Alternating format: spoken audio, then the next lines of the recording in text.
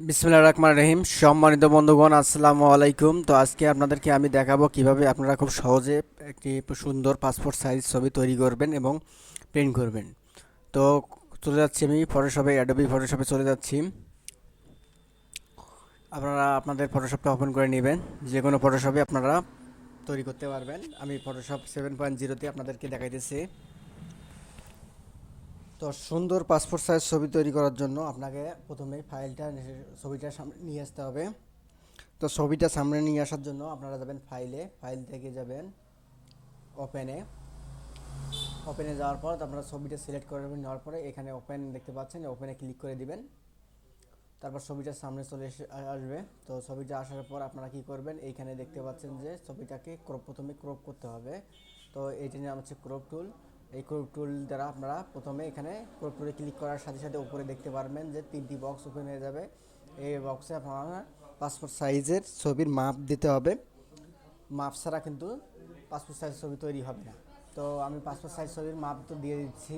তো এখানে দেবো 40 mm এবং এইখানে ডি হাইট দেবো 50 mm আর রেজুলেশন 300 দেওয়া থাকবে। তারপরে আমি ছবির উপরে আসবো। আসার পরে ছবিকে উপরে এসে মাউস ড্র্যাগ করে ধরে ক্রপ করব। তো তারপরে আমি কিবোর্ডের অ্যারো কি চেপে ডানে বামে সোজা করে নেব। করার পর আমি কিবোর্ড থেকে ইন্টারপ্রেস করব। ইন্টারপ্রেস করার সাথে সাথে কিন্তু আমার ছবিটি পাসপোর্ট সাইজের ছবিতে রূপান্তরিত হয়ে যাবে। পাসপোর্ট সাইজের ছবিতে মাপ মতো হয়ে যাবে। এখন আমাকে করণীয় হচ্ছে ছবিটাকে একটু জুম ইন করা।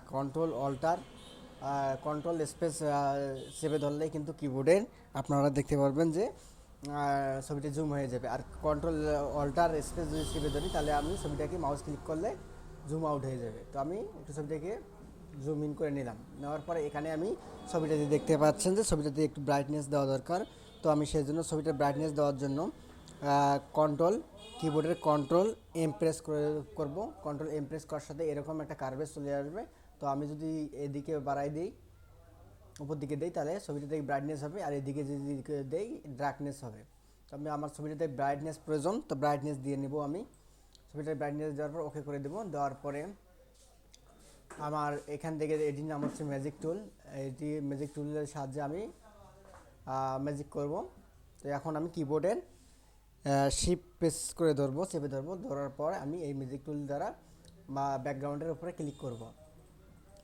তো দেখতে পাচ্ছেন যে আমার পিছনের ব্যাকগ্রাউন্ডটা কিন্তু এক কালার ছিল, এক কালার একটা কাপড়। তো সেই জন্য আমি ম্যাজিক টুলের সাহায্যে সহজেই ব্যাকগ্রাউন্ড পরিবর্তন করতে পারবো। তো এখন আমাকে ব্যাকগ্রাউন্ড কালার সেট করতে হবে। ব্যাকগ্রাউন্ড কালার সেট করার জন্য এখানে দেখতে পাচ্ছেন এটির নাম, এখান থেকে এইটা হচ্ছে ব্যাকগ্রাউন্ড কালার। এটি দেখতে পাচ্ছেন সেট ব্যাকগ্রাউন্ড কালার। তো এখানে আমি ক্লিক করব। ক্লিক করার পর আমি এখান থেকে কালার সিলেক্ট করে দেবো। কালার সিলেক্ট করে দেওয়ার পর ওকে করে দেবো।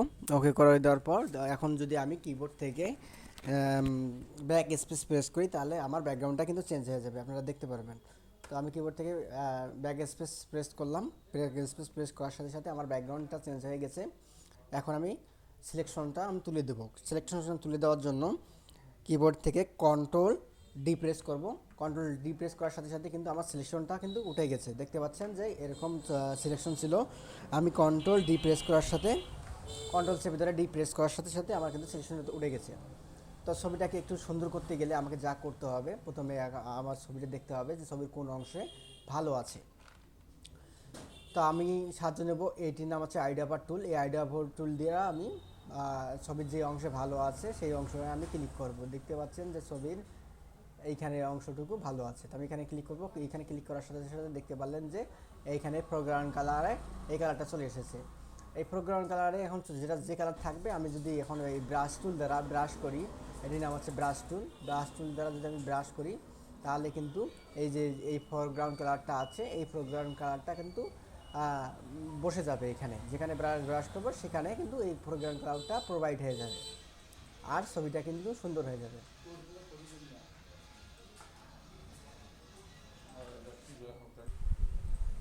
তারপর আপনারা যে অংশে কালো দাগ আছে সেই অংশকে আপনারা সুন্দর করে ধরে এভাবে ব্রাশ করবেন।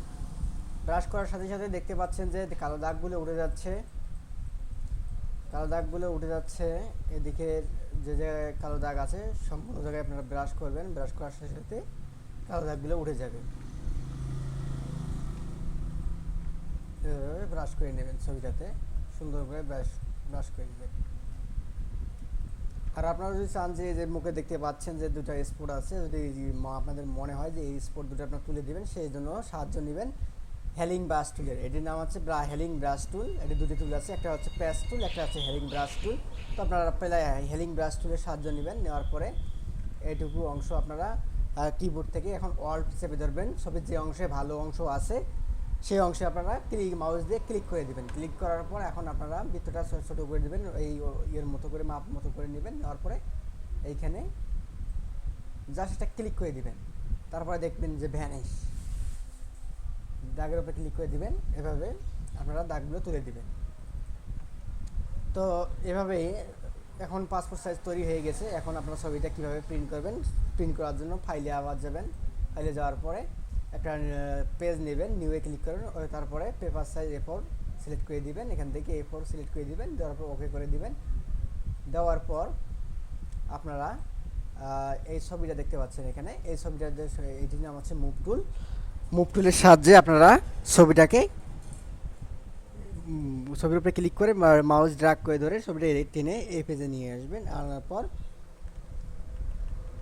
আপনারা কিবোর্ড থেকে কন্ট্রোল অল্টার প্রেস চেপে ধরে এইভাবে মাউস ড্র্যাগ করে টেনে আরও কপি বাড়াই নিতে পারবেন। আপনাদের যত ইচ্ছা আপনারা তত কপি বাড়াই নিতে পারবেন। এখন আপনারা কিবোর্ড থেকে কন্ট্রোল পি চেপলেও কিন্তু আপনি প্রিন্ট করতে পারবেন। কন্ট্রোল পি চাপার পর আপনারা দেখতে পারবেন যে আপনার প্রিন্ট চলে আসবে। আর অথবা আপনারা এখান থেকে ফাইলে যাবেন, ফাইল থেকে প্রিন্টে ক্লিক করার পর প্রসেসে ক্লিক করবেন। করার পর আপনারা যে এখন আপনার প্রিন্টারটা সিলেক্ট করে দিবেন, তারপর ওকে করে দেওয়ার সাথে কিন্তু ছবিটা প্রিন্ট হয়ে যাবে। তো পাসপোর্ট সাইজ ছবি তৈরি করা একদমই সহজ। তো ভিডিওটি ভালো লাগলে আমার চ্যানেলটা সাবস্ক্রাইব করবেন। ধন্যবাদ, ভালো থাকুন।